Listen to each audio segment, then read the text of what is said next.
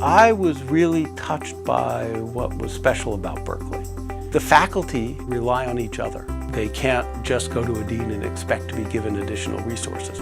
And that passion of relying on each other in order to make things work actually produces great work.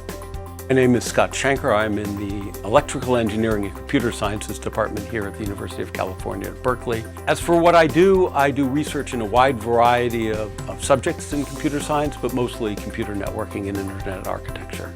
I knew I was not smart, and that if I was going to succeed in life, it would have to be based on not being the smartest person in the room, but that was a good thing to learn at a young age.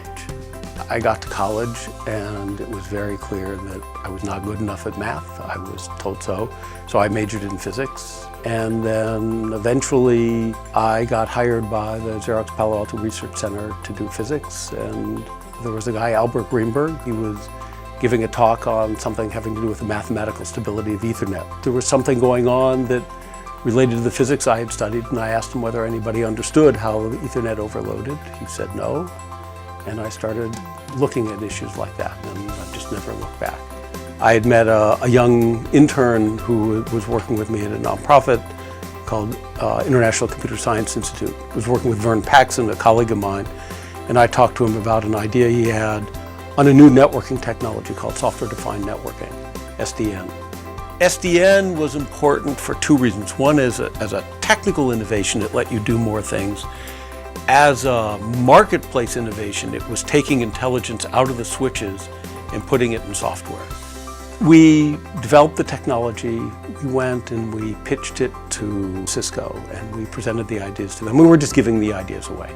We fought for about an hour and a half, and at the end of an hour and a half we'd been screaming at each other, and I finally got up and I said, look, you're not listening to us anymore. We're not listening to you anymore. I will bet my house that we're going to kick your ass. And that's when we started the company, Nicira Networks. And so my role was I served as CEO because we didn't want anybody with a business orientation around the company.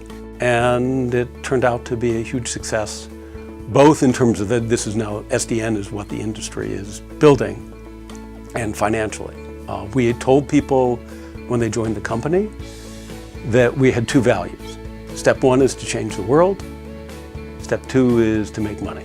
And if those are ever in conflict, we will stick with changing the world. I love the feeling of the cities. It both has a combination of diversity and beauty and passion that I just feel more alive here.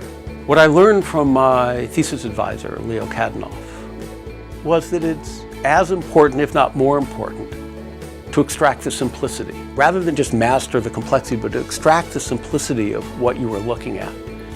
I borrow other people's visions wherever possible, and rather than think my own, but it's trying to learn from the world around you as much as you can.